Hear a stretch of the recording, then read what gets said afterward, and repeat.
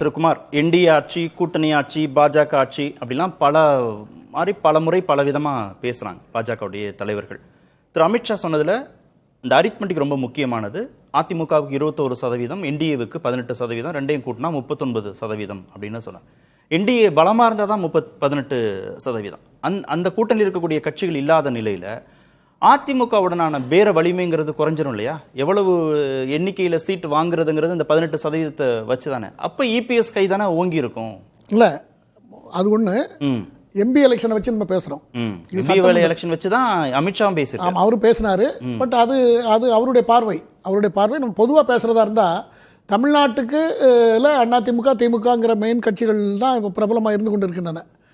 அந்த அளவில் பார்க்கும் பொழுது பாஜக வளர்ந்திருக்கிறதா என்றால் அபார வளர்ச்சி என்பதை மறுப்பதற்கில்லை. ஒரு கட்சியினுடைய சரிவும் ஏற்றமும் அந்த ஒரு ஒரு ஒரு புரட்டி போட்ட மாதிரி ஏற்றமும் அப்படி இருக்கும், இறக்கமும் அப்படி தான் இருக்கும். ஆனால் அந்த வகையில் அண்ணாமலை அவர்கள் வந்ததுக்கு பிறகு அதில் ஒரு பெரிய மறுசீரமைப்பு ஏற்பட்டு அதில் ஒரு வளர்ச்சி கண்டது. இன்றைக்கி கிராமங்கள்லாம் எல்லா இடத்துலையும் போஸ்டர், அண்ணாமலை போஸ்டர் நிறைய இடத்துல இருக்குது, இன்னும் அழிக்க கூட இல்லை, அப்படிலாம் இருக்கிறது.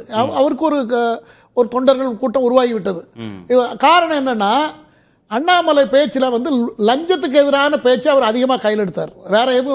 வேற மற்றவங்களை விட அவர் மாறுபட்ட நிலை எதுன்னா, லஞ்சம் இன்னைக்கு மக்கள் துடிச்சிக்கிட்டு இருக்காங்க. ரெண்டு கட்சியும் எதிர்த்தார். ஆமா, ரெண்டு கட்சியும் எதிர்த்தார். திமுகவை எதிர்த்தாரு. ஆமா, சரிசமமா அதிமுக எதிர்த்தாரு. லஞ்சம் ஒழிக்கப்பட வேண்டும்ங்கிறது மக்களுடைய உள்ள குமுறல். லஞ்சம் இது ஊழல், லஞ்சம் ஊழல் ரெண்டு கட்சி மீதான விமர்சனமாவே அவர் வச்சார். சட்டம் ஒழுங்கு கட்டுப்பாட்டில் இல்லாதது, இதெல்லாம் அவர் எடுத்து பேசினதுனால அவருக்கு மக்கள்கிட்ட இவர் ஒரு சக்தியா வரட்டும், பாஜக தலைமையில் வரட்டும் அப்படிங்கிறத மக்கள் ரெகனைஸ் பண்ணாங்க.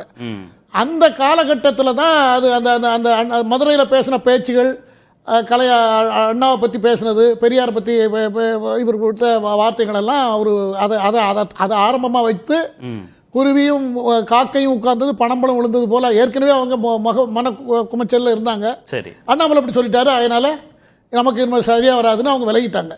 இதுதான் நடந்து முடிஞ்சது. இப்போதைக்கு திரும்ப சேர்ந்துருக்காங்க. அப்போ சேரும் பொழுது என்ன ஆயிருக்குனாக்கா, இப்போ கூட்டணி அவர் நயனார் நாகேந்திரன் அந்த கட்சியில ரொம்ப நாள் இருந்தவர், 2 முறை மந்திரியாக இருந்தவர். இல்லை, நயனார் நாகேந்திரனை தவிர்த்து நீங்க யாரை வச்சு கேட்பீங்க? எந்த சதவீதத்தை வச்சு நீங்க டிமாண்ட் பண்ணுவீங்க அதிமுக கிட்ட? என்டிஏ 18% இருக்குன்னு தானே. என்டிஏல தான் அந்த கட்சிகள்லாம் இல்லையே, எல்லாரும் கோச்சிட்டு போயிட்டாங்களே. அப்போ எந்த பலத்தோட அதிமுகவோட அது பேரம் பேச போகுது பாஜகங்கிறதான கேள்வி. இல்லை, இப்போ இபிஎஸ் கை ஓங்கி இருக்குன்னு தானே அதுக்கு அர்த்தம். இப்போ எல்லாரும் திரும்ப வரதுக்கு இவங்களாம் வரதுக்கு தயாரா இருக்காங்க இல்லையா? இவங்கெல்லாம் வர்றாங்களே, இவங்க அந்த செட்பேக்கை சரி பண்ணிடும் இல்லையா? சரி, அப்போ அது வெற்றியை நோக்கி இருக்கும். அங்கே தென் மாவட்டங்களுடைய நிலைமை, உண்மையான நிலைமை எனக்கு இதெல்லாம் ஒன்றும் கூட்டி குறைச்சி அவசியம் இல்லை. தென் மாவட்டங்களில் கண்டிப்பாக இதை எடப்பாடி பழனிசாமி இக்னோர் பண்ணாருன்னா அவருக்கு தேர்தலில் கேவலமான தோல்வியை தான் சந்திக்க வேண்டிய சூழல். திரு வில்சன், பாஜக கூட்டணி இல்லாத சமயத்தில் திரு செங்கோட்டையன் போய் பார்த்தாரு. எந்த கட்சியும் மற்ற கட்சிகளை பலவீனப்படுத்துறத செய்யும், அதை பாஜக செய்யும், காங்கிரஸ் செய்யும் அப்படின்னாரு. இப்போ திரு செங்கோட்டையன் அமித்ஷா வீட்டில் தான் இருக்கார். அங்கே சந்திப்பு நடக்குது. அதிமுக பாஜக கூட்டணியில் இப்போ இருக்கீங்க. திரு எடப்பாடியோடு கருத்து வேற்றுமை ஏற்படுத்தி கொண்ட திரு செங்கோட்டையன் திரு அமித்ஷாவை சந்திக்கிறார். இப்போ என்ன நிலைப்பாடு, உங்களோட நிலைப்பாடு? இப்போ நம்ம பிரகாஷ் ஐயா முதலே சொன்னார், ஒருவேளை எடப்பாடியை செங்கோட்டையன் அந்த வருத்தம் தெரிவித்தாரா என்னன்றது அது நாளைக்கு வெளியே தெரியும். ஒருவேளை தெரிவிச்சிருந்தாரா, அந்த ஒப்புதலோட தான் அங்கே பேசுகிறாரா, அங்கே சொல்லி தெரிவித்த பிறகு வருத்தம் தெரிவிக்கப்படாதா சொன்னீங்க நீங்கள் பொறுப்புகள் இருந்து. ஆனால் வருத்தம் தெரிவிச்சிருக்கிறாரு, அதற்கு பிறகு அதை ஏற்றுக்கொள்ளாத திரு எடப்பாடி. ஆனால் அது வெளியே தெரியல. நம்ம பிரகாஷ் சார் சொன்னாரு, நமக்கு அது வெளியே தெரியல. இப்போ நீங்க அமித்ஷா நீங்க சொல்றீங்க அது இப்போ பார்த்துருக்காருன்னு. ஒருவேளை இதுவும் நடக்குது, அதுவும் கோயின்சைட் ஆகிருக்கலாம், அந்த மாதிரி ஏதாவது இருக்கலாம். ஏனென்றால் இங்க போகும்போதே திரு இபிஎஸும் திரு செங்கோட்டையனும் சமரசம் ஆகிவிட்டார்கள்ன்றீங்க. இல்ல இப்போ இங்கேருந்து போகும்போதே தெளிவா நம்ம நிருபர் பேட்டி கேட்கும் போது செங்கோட்டையன் அவர்கள் சொன்ன முக்கியமான விஷயங்கள், 9ஆம் தேதி ஒரு முக்கிய முடிவை அறிவிக்கிறார், எல்லா ஊடகத்துலையும் வந்துச்சு. அந்த மாதிரி எதுவுமே இல்லைங்க, அது பொருளிங்க, நான் அந்த மாதிரி சொல்லவே இல்லைங்க. ஓபிஎஸ் உங்களை சந்திக்க போகிறாராமே, அதெல்லாம் ஒன்றும் இல்லைங்க, அப்படி கிடையாது. 3வது, ஹரித்வார் எதுக்கு போகிறீங்க? இல்லை நான் யாரையும் பார்க்க வரல, என் மனசு கஷ்டமாக இருக்குது, அந்த மனசு திருப்திக்காக போகிறேன். 3வது. 4வது விஷயம், தொண்டர்களாக உங்களை பார்த்தாங்களாமே, ஆமாம், நீங்கள் வந்து கலங்கிடாதீங்கன்னு சொல்லி ஆறுதல் சொல்ல வந்தாங்க, அவ்வளோதான். பொதுச் செயலாளர் உங்களை நீக்கிட்டார, அதை பற்றி நீங்கள் என்ன சொல்கிறீங்க? அப்போ சொல்கிறாரு, இல்லை நான் வந்து ஒரு பொதுவான ஒரு கருத்தை சொன்னேன், நான் அது மனசில் இருந்தாலும் சொன்னேன், இல்லைனா சொல்லியிருக்க மாட்டேன். அவர் அதுக்காக நடவடிக்கை எடுத்திருக்காரு. ஒரு பொதுச் செயலாளர் எடுக்கும்போது நான் அதை பற்றி விமர்சிக்கக்கூடாது, நான் அதை விமர்சிக்க விரும்பலை, அவர் சொன்ன விஷயம். அடுத்தது என்ன சொல்கிறாரு, இப்போது அதனால நான் வந்து யாரையும் சந்திக்கல, ஒரு மன திருப்திக்கு தான் நான் போறேன், மற்றபடி எந்த முடிவு எடுக்கல. ஹரித்வார் போறேன், கோவிலுக்கு போறேன் தானே சொன்னாரு. இப்ப திரு அமித்ஷா வீட்டுக்குள்ள போயிருக்கல, அதுதான் சொல்றேன். அதாவது முந்தின நாள் இருந்த அந்த வீரியம் இப்ப இல்லன்றத சொல்றேன். யாரு? திரு செங்கோட்டையன் கிட்ட அந்த உணர்வு வந்து எதிர்ப்பு உணர்வோ அந்த உணர்வு இல்லாம ஹரித்வாருக்கு தான் போயிருக்கணும். ஏன் திரு அமித்ஷாவை சந்திக்கிறாரு அவரு? இல்ல திரு எடப்பாடி பழனிசாமி தானே சந்திச்சிருக்கணும். அந்த இறுக்கம் குறைஞ்சிருச்சு, ரெண்டு பேரும் சுமூகமா ஆயிட்டாங்கன்னா. எடப்பாடி பழனிசாமியை இபிஎஸ் திரு செங்கோட்டையன் சந்திப்பு நடந்திருந்திருக்கும். எடப்பாடி பழனிசாமியை சந்திச்சாரா இல்லையான்னு நம்மளுக்கு தெரியாது. ஆனா பிரகாஷ் ஐயா சொன்னாரு, இல்ல சந்திச்சதா அவர் சொல்லல, வருத்தம் தெரிவிச்சார் சொன்னாரு. அது என்ன சார் நடந்தது பிரகாஷ்? அதான் சொன்னாரு. அதாவது அந்த பேச்சுவார்த்தைக்கு அப்புறம் செங்கோட்டையன் வந்து நான் வந்து அந்த கெடு விதித்தது தவறு அப்படின்றது வந்து கெடு விதித்திருக்க கூடாது.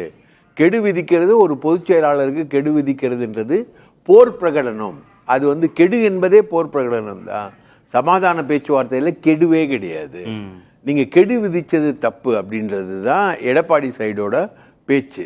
இவங்க சைட்ல இருந்து பேசினவங்க, ஆமாங்க நான் தப்பு பண்ணிட்டேன், எனக்கு சில பேர் அட்வைஸ் பண்ணாங்க, அந்த பேச்சை கேட்டு நான் தப்பு பண்ணிட்டேன் அப்படின்றதா அவரோட சப்மிஷனாக இருந்தது.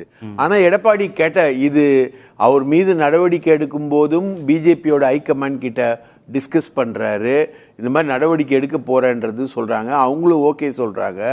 அதுக்கப்புறம் அந்த நடவடிக்கை எடுக்கப்பட்ட பிறகு மறுபடியும் நீங்கள் செங்கோட்டையன் மாதிரி ஆட்களை என்கரேஜ் பண்ணிங்கன்னா நாங்கள் கூட்டணியில் இருக்க மாட்டோன்றதையும் கேட்டகரி. இந்த சந்திப்புக்கு அனுமதி கொடுக்குறாங்க. எப்படி திரு அமித்ஷா இப்ப சந்திக்கிறாரு?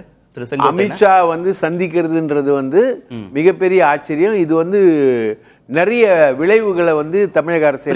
என்ன செய்தியை சொல்லுது இந்த சந்திப்பு?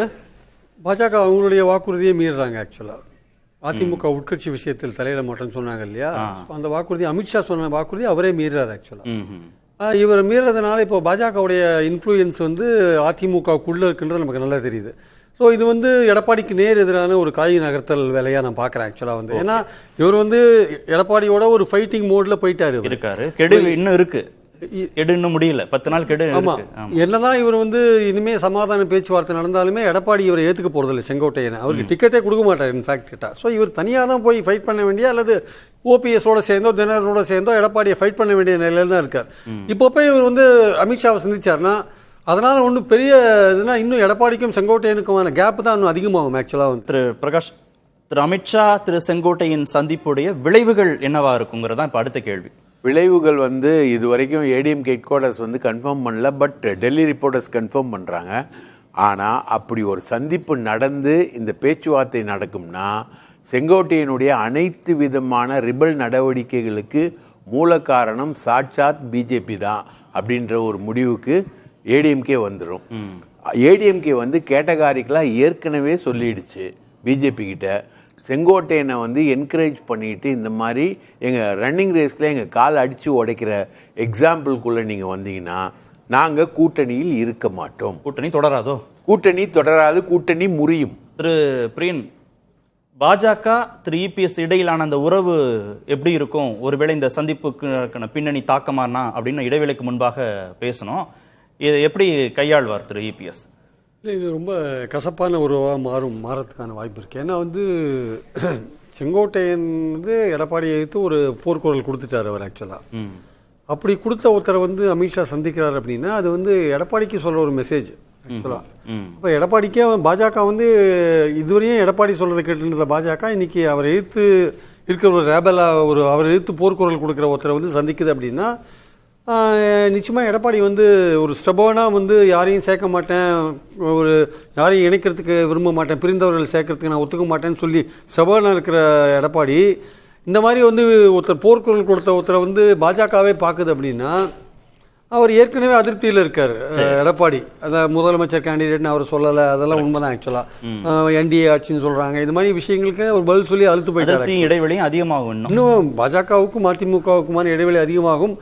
10 மாசத்துக்கு முன்னாடி கூட்டணி சேர்ந்து அது வந்து ஜெல்லாகாத கடைசியில் இந்த மாதிரியான ஒரு விஷயத்துல வந்து இன்னும் இடைவெளி அதிகமாகி அது இன்னும் வரப்போற டிசம்பர் மாசத்துக்குள்ள அது என்ன ஆகும்னு சொல்ல முடியாது. அதனால வந்து சிக்கலான ஒரு விஷயத்துல உண்மையா இருந்ததுன்னா வந்து சிக்கல் இது. பாஜக உடைக்கிறது என்பது தெளிவாகிறது. நம்ம வாதம் எப்படி கருத்து முதல் வாதம், பொருள் முதல் வாதம்னு 2 வாதம் இருக்கு, கம்யூனிஸ்டுகள் டெர்மினாலஜி அது. ஆனால் எடப்பாடியை பொறுத்தவரை அவர் பிடிவாதத்தில் இருக்கிறார் என்கிறதுனால தான் அதிமுக அவங்களும் எல்லாரோடையும் பேசிட்டு இருக்காங்க. ஒரு ஒற்றுமையா கட்சி அவர் இல்ல கட்சி நீங்க நாளைக்கு செய்யுங்க, நாங்க எல்லாம் உங்களுக்கு சப்போர்ட் பண்றோம்னா சொல்லுவாங்க, சொல்ல மாட்டாங்க. கட்சியுடைய அழுத்தத்துக்கு அவர் முடிவு எடுக்கணும். இவர் சொல்றத அவருக்கு கேட்டுக்குவாங்க. சரி நாங்க நீங்க பேசுங்க, நீங்களும் பேசுங்கன்னா நான் சரின்னு சொல்லுவாங்க. என்ன முடிவு எடுப்பாருன்றது முடிவு. ஆனா ஒரு சந்தேகம் இருக்கிறது, பாஜகவுக்கு எடப்பாடி மீது பெரிய சந்தேகம் இருக்கு. அதையும் நாங்க பதிவு செய்யறேன். என்ன சந்தேகம்? எந்த நேரத்திலயும் அவர் டெர்மினேட் பண்ணதுக்கு வாய்ப்பு இருக்குங்கிற சந்தேகம் முதல்ல இருந்தே இருக்கிறது. சரி பாப்போம். நன்றி.